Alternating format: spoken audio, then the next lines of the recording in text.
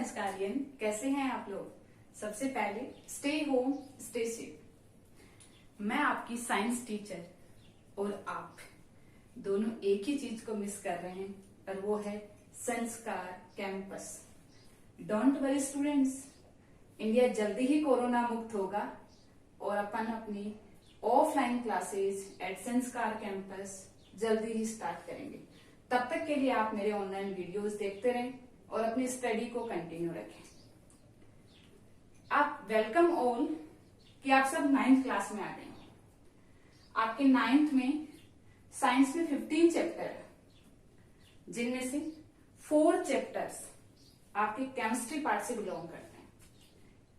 6 chapters हैं आपके जो बायो पार्ट से रिलेट करते हैं, आपको आपकी बायो की फैकल्टी पढ़ाएंगी, और रिमेनिंग 5 चैप्टर्स हैं जो कि आपके फिजिक्स से डील करते हैं। ओ माय गॉड, फिजिक्स दुनिया का सबसे इंटरेस्टिंग सब्जेक्ट है, द किंग ऑफ साइंस। कैसे बताऊं बच्चों मैं आपको कि फिजिक्स क्या है, व्हाट इज फिजिक्स। वो दिन रात का होना, वो ठंडी गर्म बरसात का होना, वो लहरों का बनना, वो ज्वालामुखी का फटना। आप जो मेरी आवाज सुन पा रहे हैं, ये लाइट जो आप देख पा रहे हैं, ये सब एक्सप्लेन हुआ है बाय फिजिक्स। तो कैसे नहीं कहें अपन कि फिजिक्स दुनिया का सबसे इंटरेस्टिंग सब्जेक्ट है, लेकिन तभी जब इसको फील लेके पढ़ा है आपने। अदरवाइज ये सब्जेक्ट टफ लगने लग जाता है। आपके 5 चैप्टर्स हैं फिजिक्स के, जो कि आपके चैप्टर नंबर 8 से स्टार्ट होते हैं।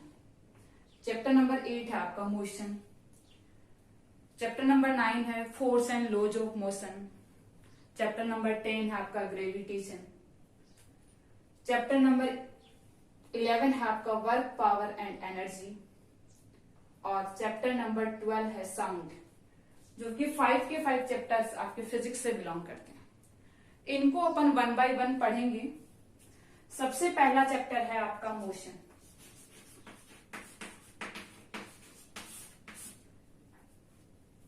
मोशन का मतलब क्या है, मान लो कोई ऑब्जेक्ट है, जैसे मान लो फॉर एग्जांपल मैं ही हूं, मैं यहां खड़ी हूं और मैं मूव करके यहां आ गई हूं, तो आपका क्या चेंज हुआ है, यानी कहने का मतलब है मैंने क्या चेंज किया है, ऑब्जेक्ट ने क्या चेंज किया है, पोजीशन। पहले ऑब्जेक्ट यहां था और ऑब्जेक्ट मूव करके यहां आ गया है, इसका मतलब ऑब्जेक्ट ने चेंज की अपनी पोजीशन। क्या मैं सेम टाइम पे वहां और यहां थी? हो सकता है कुछ सेकंड्स का ही फर्क हो, लेकिन टाइम भी चेंज हुआ है। तो अगर कोई ऑब्जेक्ट मूव करता है और अपनी पोजीशन चेंज करता है with respect to time, it's called motion. Motion के क्लासिफिकेशंस हैं, वो अपन आगे डिटेल से पढ़ेंगे चैप्टर में कि मोशन कैसे अपन एक्सप्लेन करेंगे कि मोशन का कौन सी कैटेगरी कैसे आएगी, कौन सी कैटेगरी कैसे आएगी। लेकिन उससे पहले अपन प्रीवियस क्लासेज के कुछ टर्म्स हैं जिनको पढ़ना बहुत जरूरी है, क्योंकि मैं बार बार उन टर्म्स को यूज में लेने वाली हूं पूरे चैप्टर में। अगर आपको वो टर्म्स नहीं पता होंगी तो आपको प्रॉब्लम्स फेस करनी पड़ेगी। तो आपकी फर्स्ट टर्म है वो है आपकी मैग्नीट्यूड। बहुत बार बच्चों आपका सुना हुआ है ये नेम, बार बार पूरे चैप्टर में काम में आएगा कि मैग्नीट्यूड मैग्नीट्यूड। आप सोचोगे मैम ये क्या बला है मैग्नीट्यूड। तो मैग्नीट्यूड एक कॉम्बो है, किस किस का, numeric value plus unit. Magnitude आपका कॉम्बो है 2 चीजों का, न्यूमेरिक वैल्यू प्लस यूनिट।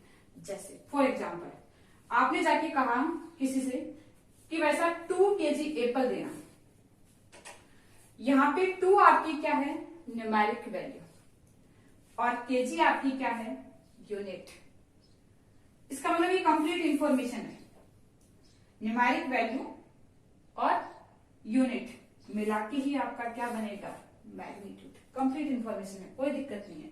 अगर आपने जाके कह दिया कि मुझे केजी एप्पल देना, आपसे शॉपकीपर जरूर पूछेगा कि वैसा 1 kg, 2 kg, 3 kg आपको कितना केजी चाहिए, क्योंकि आपकी इनकम्प्लीट इंफॉर्मेशन है विदाउट न्यूमेरिक वैल्यू। आपने जाके कह दिया कि मुझे 1 शुगर देना, आपसे शॉपकीपर जरूर पूछेगा कि पागल हो क्या, ग्राम में चाहिए या आपको केजी में चाहिए, यूनिट नहीं है, इसका मतलब आपने यूनिट को मिस कर दिया, तब भी आपकी इनकम्प्लीट इंफॉर्मेशन है, इनसफिशियंट इंफॉर्मेशन है। तो आपको क्या करना पड़ता है, किसी भी इंफॉर्मेशन को कंप्लीट करने के लिए मैग्नीट्यूड की जरूरत होती है फिजिक्स में, और वो क्या है आपका न्यूमेरिक वैल्यू प्लस यूनिट का एक कॉम्बो है। लेकिन समटाइम्स, कभी कभार क्या होता है कि बहुत सारी फिजिकल क्वांटिटीज ऐसी हैं जिनको अपन सिर्फ मैग्नीट्यूड से डिफाइन नहीं कर पाते, तो उनको मैग्नीट्यूड के साथ साथ किसी अदर चीज की भी, अदर थिंग की भी जरूरत पड़ती है। वो क्या है, जैसे फॉर एग्जाम्पल देखें, मान लो मैंने कहा कि आपकी क्लास के 2 स्टूडेंट्स, आपकी क्लास के 2 स्टूडेंट, क्लास 9th स्टैंडर्ड के 2 स्टूडेंट्स हैं, यहां खड़े हैं और एक तीसरे स्टूडेंट पे ये फोर्स लगा रहे हैं। क्या कर रहे हैं, फोर्स लगा रहे हैं 4 न्यूटन। इस स्टूडेंट पे ये दोनों स्टूडेंट फोर्स लगा रहे हैं 4 न्यूटन। मैंने आपसे पूछा कि इस स्टूडेंट पे लगने वाला नेट फोर्स क्या है, ऑब्वियसली मैम आपका आंसर होगा 1 न्यूटन। लेकिन देखते हैं क्या ये हमेशा सही है ये बात, ये 1 न्यूटन ही आएगा इसका आंसर, मे भी 0 न्यूटन हो सकता है। क्यों, मान लो वो स्टूडेंट यहां खड़ा है और इस पे 4 न्यूटन का फोर्स इधर लग रहा है, 4 न्यूटन का इधर फोर्स लग रहा है, दोनों अपोजिट डायरेक्शन में लग रहे हैं, उस स्टूडेंट पे लगने वाला नेट फोर्स क्या हो गया, 0। क्यों, क्योंकि एक 4 न्यूटन से इधर खींचने में लगा हुआ है, एक 4 न्यूटन से इधर खींचने में लगा हुआ है, तो नेट फोर्स उस बॉडी पे कितना लग रहा है, 0 न्यूटन। और अगर ये 4 न्यूटन के दोनों ही फोर्स सेम डायरेक्शन में लगाते तब अपन कहते हैं कि उस पे लगने वाला नेट फोर्स कितना है, 1 न्यूटन। तो एक ही प्रॉब्लम के 2 सॉल्यूशन आ रहे हैं कि 4 न्यूटन के फोर्स लग रहे हैं एक ऑब्जेक्ट पे, आंसर आ रहा है 1 न्यूटन। 4 न्यूटन के 2 फोर्स लग रहे हैं, आंसर आ रहा है 0 न्यूटन। किस पे डिपेंड कर रहा है, डायरेक्शन पे, कि in which direction force is acting. नहीं फील आई, नहीं आया फील, नहीं आया समझ में, मैम क्या बात कर रहे हो, कहां डायरेक्शन की जरूरत पड़ रही, हमें नहीं आई समझ में। कोई नहीं, देखते हैं अपन एक एग्जाम्पल लेते हैं।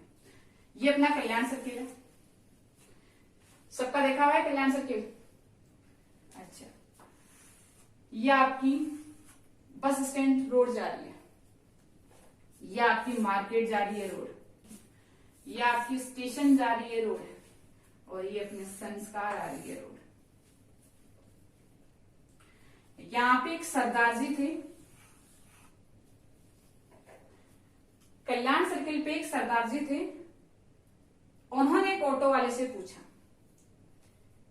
कि भाई साहब यहां से संस्कार कितनी दूर है, तो इन्होंने आंसर दिया 6 किलोमीटर। ऑटो वाले ने सरदार जी को क्या आंसर दिया कि भाई साहब यहां से 6 किलोमीटर पड़ेगी आपकी संस्कार। सरदार जी जल्दी में थे, इन्होंने बस आंसर सुना कि 6 किलोमीटर जाना है और सरदार जी चल दिए इधर। सरदार जी यहां 6 किलोमीटर चल चुके हैं और यहां पहुंच गए। यहां आने के बाद फिर से सरदार जी ने पूछा कि संस्कार स्कूल कितनी दूर है, तो इनको आंसर मिला 12 किलोमीटर। तो सरदार जी को समझ में आ गई बात कि मैं रॉन्ग डायरेक्शन में आ गया, क्योंकि अगर मैं राइट डायरेक्शन में होता, सही डायरेक्शन में होता, तो डिफरेंस 0 आना चाहिए था, क्योंकि मैं 6 किलोमीटर चल चुका हूं। इसका मतलब अपोजिट डायरेक्शन में आ गया हूं, मैं 6 किलोमीटर और अपोजिट डायरेक्शन चल के आ गया। इनकम्प्लीट इंफॉर्मेशन थी सरदार जी के पास। सरदार जी को डायरेक्शन पूछ लेते उसी टाइम पे कि 6 किलोमीटर तो है वैसा, लेकिन 6 किलोमीटर जाना किधर है, इस डायरेक्शन में जाना है, इस डायरेक्शन में जाना है, इस डायरेक्शन में जाना है, या इस डायरेक्शन में जाना है। तो आप इस डायरेक्शन में चल के आते सरदार जी, 6 किलोमीटर आते, संस्कार स्कूल मिल जाती, इतनी परेशानी झेलने की जरूरत ही नहीं थी। तो आपकी 6 क्या है, न्यूमेरिक वैल्यू, किलोमीटर क्या है आपकी, यूनिट, और उसके साथ साथ किस चीज की जरूरत पड़ी थी अपने को, डायरेक्शन। डायरेक्शन बहुत बड़ा रोल प्ले कर रही है, एग्जांपल दिया है मैंने आपको। तो कुछ कुछ फिजिकल क्वांटिटीज आपकी ऐसी हैं जिनको मैग्नीट्यूड के साथ साथ किसकी जरूरत पड़ती है, डायरेक्शन।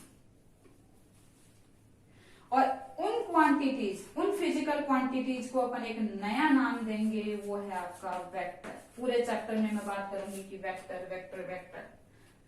तो those physical quantities which required magnitude as well as direction is called vector physical quantities. तो इन फिजिकल क्वांटिटीज को क्या बोलेंगे, जिनको सिर्फ मैग्नीट्यूड की जरूरत है, वो होंगी आपकी scalar quantities. Scalar physical quantities होती हैं आपकी, और वेक्टर फिजिकल क्वांटिटीज होती हैं, यानी आप दो फिजिकल क्वांटिटीज को थ्रू आउट द फिजिक्स पढ़ने वाले हैं। आप पढ़ चुके हैं प्रीवियस क्लासेस में, लेकिन फिर भी अपन रिवाइज कर रहे हैं चीजों को, क्योंकि अपने को पता होनी चाहिए। इन फिजिकल क्वांटिटीज को, यानी स्केलर फिजिकल क्वांटिटीज को सिर्फ मैग्नीट्यूड की जरूरत पड़ती है उनको रिप्रेजेंट करने के लिए, और वेक्टर फिजिकल क्वांटिटीज को मैग्नीट्यूड के साथ साथ डायरेक्शन की भी जरूरत पड़ती है, तो वो आपकी क्या है, वेक्टर फिजिकल क्वांटिटीज। ओके, यहां तक किसी को कोई भी डाउट हो, आप मुझे कमेंट बॉक्स में डाउट भेज सकते हैं, व्हाट्सएप कॉल कर सकते हैं, वीडियो कॉल कर सकते हैं, कैसे भी आप मुझे डाउट पूछ सकते हैं। ओके,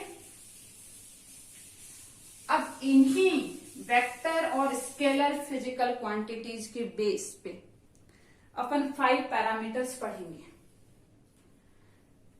डिस्टेंस आपकी, डिस्प्लेसमेंट है, स्पीड है, वेलोसिटी है, एक्सीलरेशन है। ओ माय गॉड मैम, इतने पैरामीटर्स हमें कैसे याद रहेंगे? क्या आपको फर्स्ट डे आपकी क्लास में इसके नाम याद हो गए थे क्या? नहीं ना, आपको 1 बाय 1 हमसे रोज मिलते गए, याद होते गए। ऐसे ही आपको इन पैरामीटर से आप रोज मिलते रहेंगे, इनसे दोस्ती करते रहेंगे, तो ये जल्दी ही आपसे मुलाकात कर लेंगे। ठीक है, तो 5 पैरामीटर से 1 बाय 1 पढ़ेंगे। आज के लेक्चर में अपन सिर्फ 2 ही पैरामीटर पढ़ने वाले हैं, डिस्टेंस और डिस्प्लेसमेंट। नेक्स्ट वीडियो में अपन स्पीड और वेलोसिटी की बात करेंगे, लेकिन फर्स्ट पैरामीटर है आपका डिस्टेंस।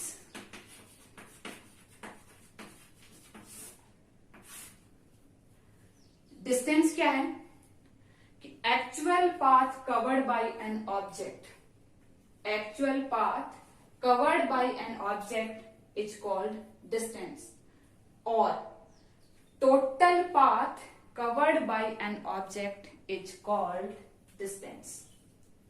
For example, ये अपनी क्लास का अंकित है, मैं भी हो। अंकित चला यहां से और 6 किलोमीटर की डिस्टेंस 6 किलोमीटर की पाथ कवर करके और यहां पहुंच गया।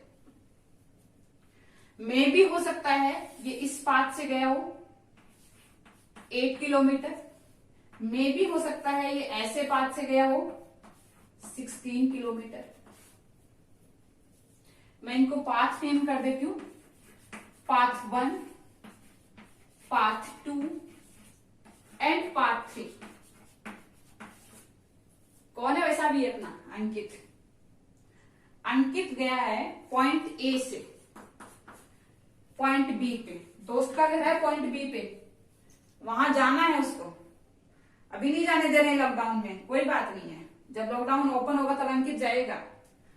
उसके 3 पाथ हैं जाने के। ये पाथ 1 से भी अंकित अपने दोस्त के घर जा सकता है, पाथ 2 से भी जा सकता है और पाथ 3 से भी जा सकता है। जाना है उसको पॉइंट बी पे जहां पे इसके दोस्त का घर है। अगर वो पाथ फर्स्ट से जाता है तो उसको पाथ कवर करना पड़ता है 8 किलोमीटर का, यानी उसकी डिस्टेंस हुई है 8 किलोमीटर। अगर वो पाथ सेकंड से जाता है तो उसको पाथ कवर करना पड़ रहा है, वो आपका है 6 किलोमीटर, यानी उसकी डिस्टेंस आ रही है 6 किलोमीटर। अगर वो पाथ 3 से जाता है तो उसका पाथ आता है, डिस्टेंस आता है पाथ का 16 किलोमीटर। अब आप सोच रहे होंगे जब ये डिस्टेंस पड़ी है, ये छोटा पाथ पड़ा, तो यहीं से चला जाएगा। हो सकता है उसकी मौसी का घर हो इधर, उसको इधर से मौसी से मिलते हुए जाना हो सकता है इधर गोलगप्पे वाला खड़ा हो, उसको इस पाथ से जाना हो। उसकी मर्जी किस पाथ से जाएगा, लेकिन वो जितना एक्चुअल पाथ कवर करेगा वो उसकी डिस्टेंस आएगी। तो तीनों पाथ की डिस्टेंस की बात करें तो तीनों पाथ की डिस्टेंस अलग अलग है। पाथ फर्स्ट की 8 किलोमीटर, पाथ सेकंड की 6 किलोमीटर और पाथ थर्ड की है आपकी 16 किलोमीटर। फॉर एग्जाम्पल, मैं यहां से गाड़ी लेके निकली हूं, जयपुर जाना है मुझे, यहां से गाड़ी लेके निकली हूं, जयपुर जाना है। ऑन रोड जैसे जैसे रास्ता मुझे मिलता जाएगा मैं जाती जाऊंगी। जाके मैंने गाड़ी में किलोमीटर्स चेक किए जयपुर पहुंचने के बाद कि मैं कितने किलोमीटर चल के आई हूं, कितना मैंने एक्चुअल में पाथ कवर किया है, कितनी मेरे पाथ पे गाड़ी ट्रेवल होके आई है, वो डिस्टेंस मेजर करेगी। क्या बात समझ में आ गई? तीनों की डिस्टेंस है, तीनों पाथ अलग अलग हैं, तीनों पाथ की डिस्टेंस अलग अलग है। मे भी 2 पाथ की सेम हो सकती है, मे भी तीनों पाथ की सेम हो सकती है, मे भी तीनों पाथ की डिफरेंट हो सकती है। डिपेंड करता है आपका पाथ कैसा है। ये है आपकी डिस्टेंस। तो डेफिनेशन क्या होगी? Actual path covered by an object is called distance और total path covered by an object is called distance. Okay, अब देखो इनमें से सबसे शॉर्टेस्ट पाथ कौन सा है? इनमें से सबसे शॉर्टेस्ट पाथ कौन सा है? सबको दिख रहा है पाथ सेकंड, क्योंकि सबसे छोटी डिस्टेंस आ रही है, स्मॉलेस्ट डिस्टेंस आ रही है किसकी? पाथ सेकंड की। शॉर्टेस्ट पाथ है आपका 6 किलोमीटर। तो इस जो शॉर्टेस्ट पाथ होगा पॉइंट ए से पॉइंट बी पे जाने का, आपका शॉर्टेस्ट पाथ है, उसको अपन नया पैरामीटर बोलेंगे, वो है आपका डिस्प्लेसमेंट।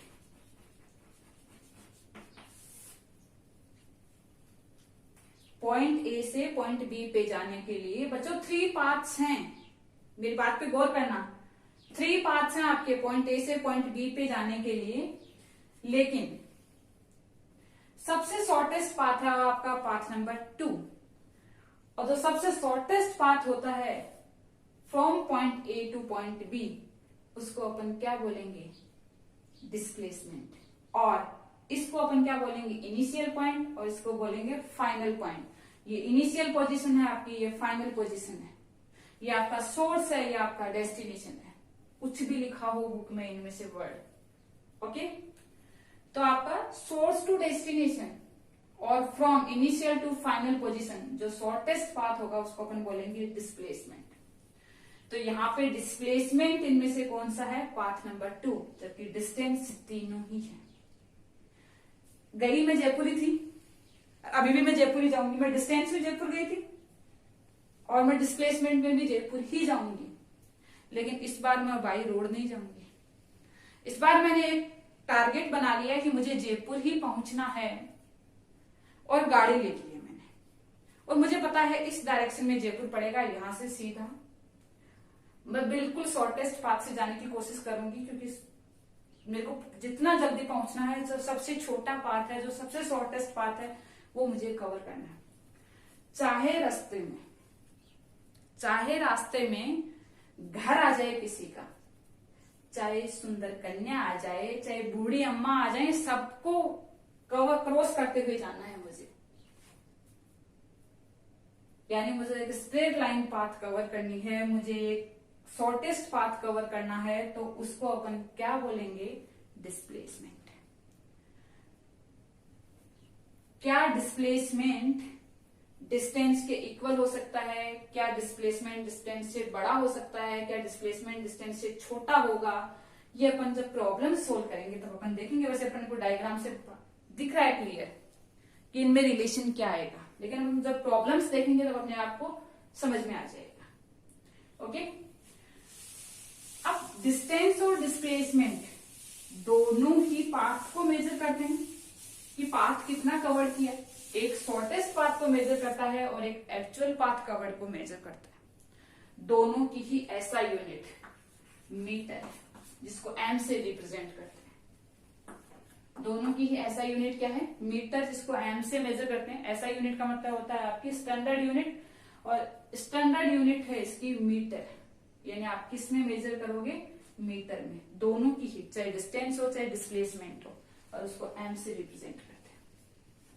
ओके, अब आपसे एनसीईआरटी में या आपसे किसी भी कंपटीशन एग्जाम में डिफरेंस पूछा जाता है दोनों में कि what is the difference between displacement and distance. तो डिस्टेंस आप सबसे पहले तो दोनों की डेफिनेशन लिखेंगे कि दोनों के डेफिनेशन से रिलेटेड क्या है, डिफरेंस है। तो फर्स्ट तो ये हो गया कि डिस्टेंस तो एक्चुअल पाथ कवर्ड है और डिस्प्लेसमेंट आपका क्या है, शॉर्टेस्ट पाथ है। सेकंड कहानी, दोनों की ऐसा यूनिट मीटर है, नो प्रॉब्लम। थर्ड कहानी, डिस्टेंस में क्या हो रहा है, कहीं डायरेक्शन डिपेंड करती है क्या। अभी पाथ बनाया था अपन ने, ये आपका ए था, ये बी था, कभी किधर, कभी किस डायरेक्शन में, कभी किस डायरेक्शन में, कभी किस डायरेक्शन में जा रहे हैं। तो डिस्टेंस आपकी क्या है, एक स्केलर क्वांटिटी। आपने कह दिया, मान लो ये 16 मीटर डिस्टेंस है इनके बीच में, ए से बी के बीच में। तो ये आपने क्या मेजर की है, न्यूमेरिक वैल्यू और यूनिट। तो ये तो कॉम्बो है किसका, न्यूमेरिक वैल्यू प्लस यूनिट का। और ये क्या बनाता है बच्चों, पहले बात कर चुके हैं, ये क्या चीज है, मैग्नीट्यूड। ओके, इसमें किसी डायरेक्शन की जरूरत नहीं पड़ी, अपन कभी यहां जा रहे हैं, कभी वहां जा रहे हैं, कभी यहां जा रहे हैं, कभी वहां जा रहे हैं। अपने का अपना टारगेट है, अपने को ए से बी पहुंचना है, कैसे भी जाए। कोई सा भी पाथ फॉलो करें, आप इधर से आ सकते हो, आपका पाथ 1 था, आप यहां से जा सकते हो। लेकिन डिस्प्लेसमेंट आपका शॉर्टेस्ट पाथ है, यानी आपको एक पर्टिकुलर डायरेक्शन में ही जाना पड़ेगा। आपकी डायरेक्शन डिसाइडेड है, आपको डायरेक्शन फॉलो करनी पड़ेगी। तो मैग्नीट्यूड के साथ साथ डायरेक्शन की भी जरूरत पड़ती है, किसमें, डिस्प्लेसमेंट में, क्योंकि आपको शॉर्टेस्ट पाथ कवर करना है, यानी आपको इसी डायरेक्शन में जाना है। मस्ट है किसमें, डिस्प्लेसमेंट में। तो डिस्टेंस आपकी स्केलर क्वांटिटी है और डिस्प्लेसमेंट आपका वेक्टर क्वांटिटी है, क्योंकि मैं पहले बोल चुकी हूँ वेक्टर क्वांटिटी वो होती है जिनको रिप्रेजेंट करने के लिए magnitude as well as direction दोनों की जरूरत पड़ती है। चले, तो इन्हीं से रिलेटेड अपन न्यूमेरिकल्स करेंगे और बाकी डिफरेंस अपन न्यूमेरिकल से निकालेंगे कि न्यूमेरिकल वैल्यू से क्या है। अब आगे मैथ्स है डिस्टेंस और डिस्प्लेसमेंट में। एक्चुअल जो फील आनी थी वो अपने को आ चुकी है कि वेक्टर क्वांटिटी क्या होती है, स्केलर क्वांटिटी क्या होती है, आपका डिस्टेंस क्या है और डिस्प्लेसमेंट क्या है। अब फर्स्ट प्रॉब्लम है, देखो आगे। वैसे मैंने नोट्स में सारी प्रॉब्लम्स लिख दी हैं, सारी डेफिनेशंस लिख दी हैं, आपको नोट्स मिल जाएंगे, आप उनको फिर नोट आउट कर लें। अब आपकी क्या है, फर्स्ट प्रॉब्लम है, a body travels 4 kilometre from A to B. एक बॉडी है जो आपकी 4 किलोमीटर ट्रेवल कर रही है फ्रॉम ए टू बी। तो मैंने ए पॉइंट मार्क कर लिया है और मैंने बी पॉइंट मार्क कर दिया। वो बॉडी आपकी ए से बी चल रही है, कितनी ट्रेवल कर रही है, 4 kilometre. Then moves a distance of 3 kilometre. 3 kilometre की डिस्टेंस चल रही है at right angle. Right angle मतलब 90 डिग्री के एंगल पे, ए बी से राइट एंगल पे। ए बी से राइट एंगल आपका ये भी हो सकता है और ए बी से राइट एंगल ये भी हो सकता है। और कितनी चल रही है आपकी, 3 kilometre at right angle to the A B. Find the distance and displacement. कहीं डायरेक्शन मेंशन नहीं की है, तो आप कोई सी भी डायरेक्शन ले सकते हो। जैसे मैंने फॉर एग्जांपल ऊपर वाली डायरेक्शन ले ली है, इससे राइट एंगल पे चलेगा कितना, 3 किलोमीटर। पूछा क्या है आपसे, फाइंड डिस्टेंस एंड डिस्प्लेसमेंट। तो सबसे पहले अपन कैलकुलेट करेंगे डिस्टेंस। डिस्टेंस की डेफिनेशन ही बताइए मैंने बच्चों कि actual path covered by an object is known as distance. तो कितना चला है वो, इसको मैं पॉइंट सी मार्क कर देती हूँ। कितना चला है, ए बी यानी ए से बी गया है और बी से सी यानी A B plus B C. किसकी वैल्यू है ये, डिस्टेंस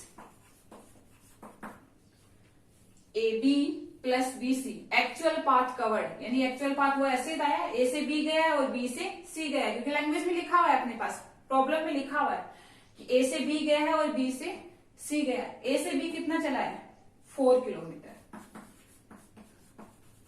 बी से सी कितना चला है वो, 3 किलोमीटर। तो टोटल डिस्टेंस कितनी आई है, 7 किलोमीटर। तो आपसे फर्स्ट पैरामीटर यही पूछा था, कैलकुलेट डिस्टेंस, फाइंड डिस्टेंस। तो डिस्टेंस क्या है आपका, actual path covered. Actual path कितना था, पहले 4 किलोमीटर चला, फिर राइट एंगल लिया, फिर 3 किलोमीटर चला, दोनों को ऐड कर दिया, टोटल डिस्टेंस आ गई आपकी 7 किलोमीटर। नेक्स्ट आपसे पूछा है फाइंड डिस्प्लेसमेंट।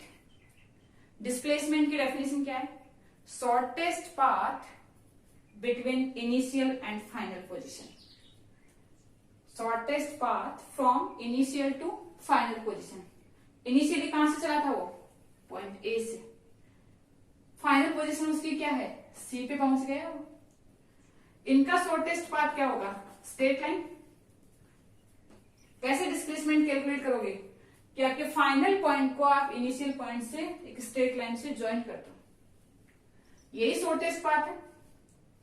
ये आपको कैलकुलेट करना है कि ये कितना होगा, क्योंकि शॉर्टेस्ट पाथ ही आपका क्या है, डिस्प्लेसमेंट। और इसके बीच में कहां से कहां तक, from initial point two final point. क्या ये राइट एंगल ट्राइंगल है, बिल्कुल ये राइट एंगल ट्राइंगल है, क्योंकि अपन ने ड्रॉ किया राइट एंगल। ये राइट एंगल ट्राइंगल है, तो पाइथागोरस थ्योरम इसमें अप्लाई हो सकती है, क्योंकि अपने को ये कैलकुलेट करनी है। ये कैलकुलेट करनी है यानी अपने को डिस्प्लेसमेंट कैलकुलेट करना है। तो क्या पाइथागोरस यही कहती है कि AC square equals to AB square plus BC square, hypotenuse square equals to base square plus perpendicular square. बताया आपको, पढ़ा है आपने मैथ्स में, ठीक है। AB की वैल्यू कितनी है आपकी, 4 स्क्वायर प्लस BC की वैल्यू कितनी है, 3 स्क्वायर। कितना हो गया, 16 प्लस 9 कितना आया, 25। किसकी वैल्यू आई है, AC स्क्वायर। रूट लेंगे आप तो कितना आएगा, 5। यूनिट क्या चल रही है आपकी, किलोमीटर। फिजिक्स में आपके मार्क्स कटेंगे अगर आपने न्यूमेरिकल के आंसर कैलकुलेट कर लिए हैं, लेकिन आप यूनिट लगाना भूल गए हैं कि यूनिट क्या है, तो आपके 50% मार्क्स भी रिडक्ट कर सकता है, कम कर सकता है, एग्जामिनर पे डिपेंड करता है। इसलिए आपका यूनिट बहुत बड़ा रोल प्ले करती है। अब यूनिट का स्पेशली ध्यान रखेंगे, क्योंकि आप अभी 9th स्टैंडर्ड में आए हैं, अभी से आदत डाल लेंगे तो आपकी 11th 12th में भी ये आदत मेंटेन रहेगी। ओके, एनी डाउट, कैसे बोले मैम, हमें डाउट है तो भी कोई बात नहीं, आप मुझे, मैं टाइमिंग बताऊंगी, आप उसमें मुझे कॉल कर सकते हैं और अपने डाउट्स पूछ सकते हैं। चलें, तो डिस्टेंस और डिस्प्लेसमेंट आपको कैलकुलेट करना आ गया है। बाकी मैं आपको प्रॉब्लम्स दूंगी, आप उनके मुझे सॉल्यूशन करके भेजेंगे, तब मुझे पता लगेगा कि आपको कितना समझ में आ रहा है। नेक्स्ट प्रॉब्लम है आपकी, what is the relation between distance and displacement. तो देखो, वही अपना अंकित बनाते हैं, अंकित को पॉइंट ए पे खड़ा है, वही अपना अंकित पॉइंट बी पे पहुंच गया है। 6 किलोमीटर की डिस्टेंस कवर करके गया है, 8 किलोमीटर की डिस्टेंस कवर करके गया है और 10 किलोमीटर की डिस्टेंस कवर करके गया है। इनमें से डिस्टेंस कौन सी है, तीनों ही डिस्टेंस है, क्योंकि actual path covered by an object is called distance. तो इधर से गया तो ये डिस्टेंस है, ये गया तो ये इस पाथ से गया है तो ये, तीनों ही डिस्टेंस है। फर्स्ट ऑप्शन क्या दिया है मैंने आपको, distance is greater than displacement. लेकिन इनमें से डिस्प्लेसमेंट कौन सा है, शॉर्टेस्ट पाथ, यानी 6 किलोमीटर आपका क्या है, डिस्प्लेसमेंट। शॉर्टेस्ट पाथ को ही डिस्प्लेसमेंट बोलेंगे, यही है आपका डिस्प्लेसमेंट। बाकी तीनों डिस्टेंस है, ये डिस्टेंस भी हो सकती है, डिस्टेंस है ये, क्योंकि अगर इस पाथ से गया तो एक्चुअल पाथ इसने ये कवर किया, ठीक है। Distance is greater than displacement, क्योंकि मैंने डिस्टेंस को डी से रिप्रेजेंट किया, डिस्प्लेसमेंट को एस से, तो D is greater than S, यानी displacement is greater, sorry distance is greater than displacement. ये डिस्टेंस है, ये आपका डिस्प्लेसमेंट है। 8 ग्रेटर देन है 6 से, क्या फर्स्ट स्टेटमेंट सही है, फर्स्ट ऑप्शन सही है आपका, बिल्कुल सही। डिस्टेंस हमेशा डिस्प्लेसमेंट से बड़ी होती है, ये बात तो सही है। देखते हैं आगे, ठीक है। नेक्स्ट ऑप्शन क्या दिया हुआ है, क्या डिस्टेंस और डिस्प्लेसमेंट इक्वल हो सकते हैं। तो क्या अंकित इस रास्ते से गया है, इस पाथ से गया है, तो क्या उसकी डिस्टेंस 6 किलोमीटर आएगी, क्या उसका डिस्प्लेसमेंट 6 किलोमीटर आएगा, बिल्कुल। दोनों ही क्या है, इक्वल है, तो उसका डिस्टेंस और डिस्प्लेसमेंट क्या है, इक्वल है, तो ये भी ऑप्शन सही है। तो ये दोनों ही ऑप्शन सही है, तो यही तो लिखा हुआ है, ग्रेटर देन और इक्वल टू। लास्ट ऑप्शन को चेक करें, D is less than S, यानी डिस्प्लेसमेंट आपकी, डिस्टेंस आपकी डिस्प्लेसमेंट से लेस देन है, क्या ये बात सही है, क्या डिस्टेंस कभी डिस्प्लेसमेंट से छोटी हो सकती है, नहीं, क्योंकि शॉर्टेस्ट पाथ ही आपका डिस्प्लेसमेंट है, तो वो कैसे उससे डिस्टेंस छोटी हो सकती है, उससे कैसे स्मॉल हो सकती है। तो आपका स्टेट आंसर क्या होगा, सी, क्योंकि ये भी सही है, लेकिन ये हमेशा सही नहीं है, इक्वल भी तो हो सकती है, इक्वल भी हो सकती है, लेकिन ग्रेटर भी तो हो सकती है डिस्टेंस डिस्प्लेसमेंट से, तो ये भी हमेशा वैलिड नहीं है, इसलिए ग्रेटर देन इक्वल टू आपका क्या है, सही।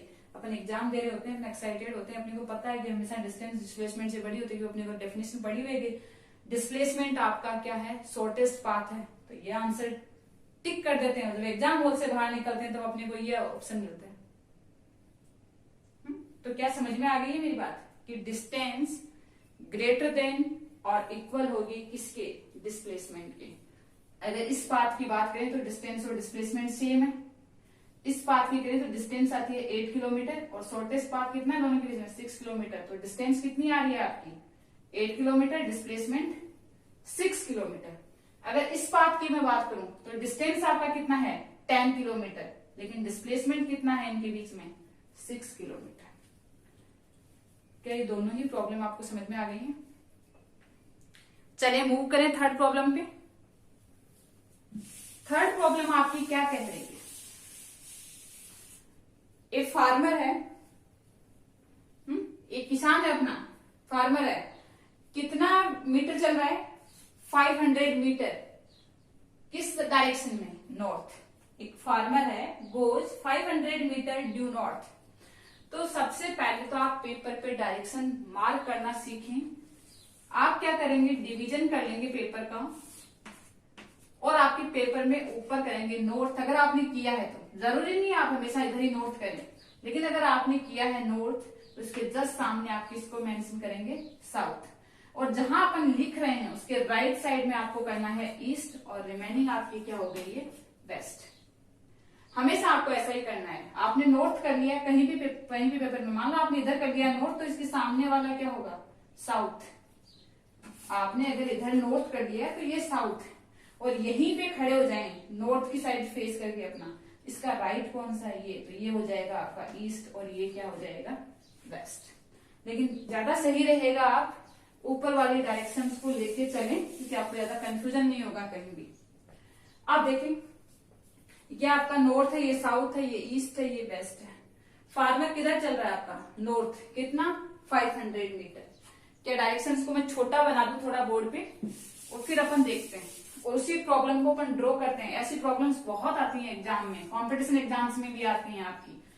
आप जब भी आप एग्जाम दोगे कॉम्पिटिशन एग्जाम में, आपको भर भर के ऐसी प्रॉब्लम्स मिलेंगी।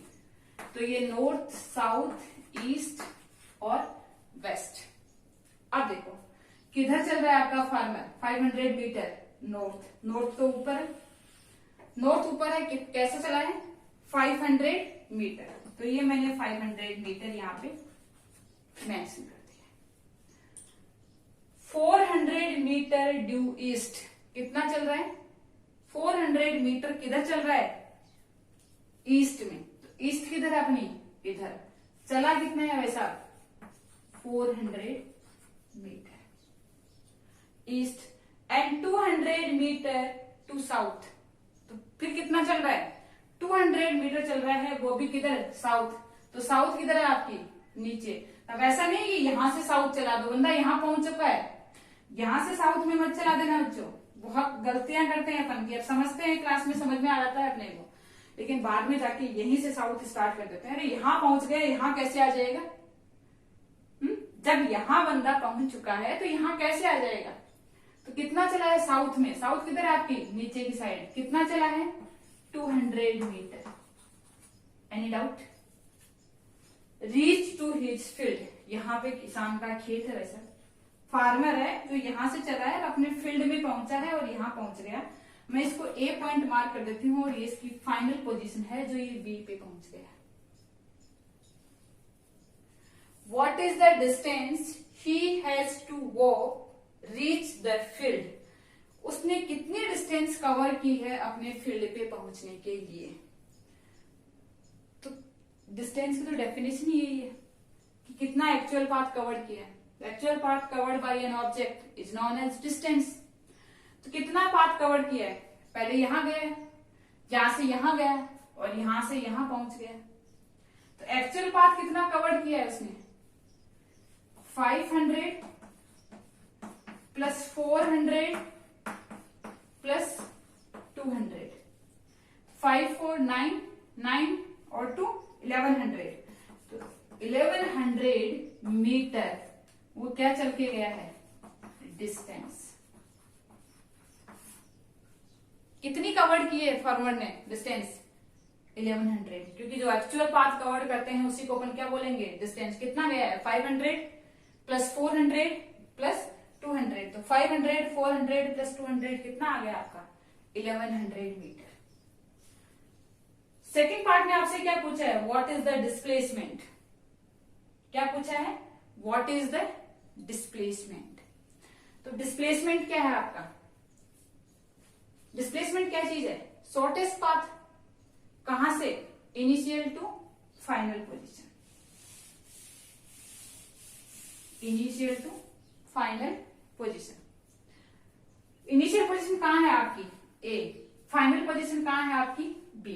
क्या कहा था मैंने कि डिस्प्लेसमेंट जब भी आपको मेजर करना हो इनिशियल से फाइनल के बीच में शॉर्टेस्ट पाथ आप ड्रॉ कर दो। शॉर्टेस्ट पाथ कैसे करोगे, इनिशियल को फाइनल से मिला दो, मिला दिया आपने। अपने को ये पाथ कैलकुलेट करना है, बिल्कुल स्ट्रेट लाइन है ये, आपको ये स्ट्रेट लाइन पाथ कैलकुलेट करना है क्योंकि इनिशियल ये पोजीशन थी, फाइनल ये थी और शॉर्टेस्ट पाथ इनके बीच में वही है। अब ये कैलकुलेट करना है, ये कैलकुलेट करना है, तो अपन क्या करेंगे, क्या मैं यहां से एक राइट एंगल ड्रॉ कर दूं। अगर ये 200 है तो स्टूडेंट्स ये कितनी होगी 200, क्योंकि मैंने राइट एंगल ड्रॉ किया है, तो ये भी कितनी आ गई आपकी 200 मीटर। टोटल कितना चला था वो 500 मीटर, नॉर्थ में चला था 500 मीटर, लिखा हुआ है मेरा देखो 500 मीटर। अगर ये 200 मीटर है, ध्यान से देखेंगे एक बार, दिख रहा है आप लोगों को, ये 200 मीटर है, तो ये रिमेनिंग कितनी रह गई है आपकी 300 मीटर। तो ये आपकी कितनी हो गई है 300 मीटर। ये 400 है तो ये भी कितनी होगी आपकी 400 मीटर। 500 को थोड़ा सा ऊपर लिख देती हूं मैं ताकि आपको प्रॉब्लम ना हो यहाँ पे 500 मीटर। जब ये 300 मीटर है, ये 400 मीटर है, तो आप ये इजीली कैलकुलेट कर सकते हो using Pythagoras theorem. Any doubt. ये 300 मीटर, ये 400 मीटर, पाइथागोरस लगाएंगे आप, ए बी कैलकुलेट करेंगे, कितनी आएगी वैल्यू देखें, देखो इधर AP स्क्वायर हाइपोटेन्यूस स्क्वायर क्या होता है? बेस का स्क्वायर प्लस परपेंडिकुलर स्क्वायर। मैं इसको पॉइंट को मार्क कर दूं C। तो AC का square AC square plus BC square. AC square, AC अपना कितना आया है? 300 मीटर, तो 300 स्क्वायर। BC आपका कितना है? 400 स्क्वायर। कितना हो गया आपका? AB 3 4 का रूट स्क्वायर कितना आता है? 5। तो 300 400 का रूट स्क्वायर कितना आ जाएगा? 500। और यूनिट क्या होगी आप लोगों की? किसमें चल रही है पूरे पैरामीटर्स? मीटर। तो आंसर भी किसमें आएगा? मीटर। ठीक है, आज का सेशन अपन यही खत्म करते हैं। डिस्टेंस और डिस्प्लेसमेंट पे और भी न्यूमेरिकल्स करेंगे। पहले आप अपने कमेंट बॉक्स में मेरे को कमेंट्स करेंगे, या आप मुझे व्हाट्सएप कॉल कर सकते हैं, आप मुझे वीडियो कॉल कर सकते हैं, जो भी आपको टाइमिंग स्कूल प्रोवाइड करेगा उसमें। और अपन प्रॉब्लम्स को डिस्कस करेंगे। आपको जो भी डाउट हो आप मुझसे पूछ सकते हैं। नेक्स्ट सेशन में मैं आपको कुछ प्रॉब्लम्स दूंगी, उनको आप अपने आप से सोल्व करना और आगे के सेशन को अपन कंटिन्यू करेंगे। Thank you.